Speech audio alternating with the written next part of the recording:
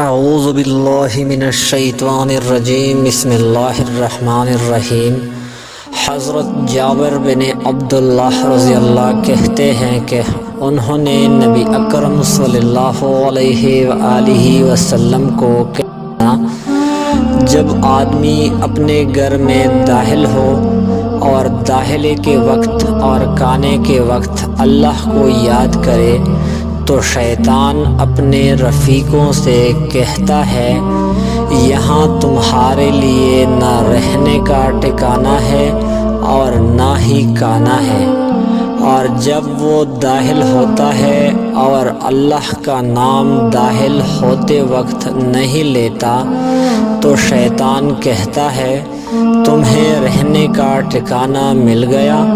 اور جب کھانے کے وقت اللہ کا نام نہیں لیتا تو شیطان کہتا ہے، تمہیں ٹھکانہ بھی مل گیا اور کھانا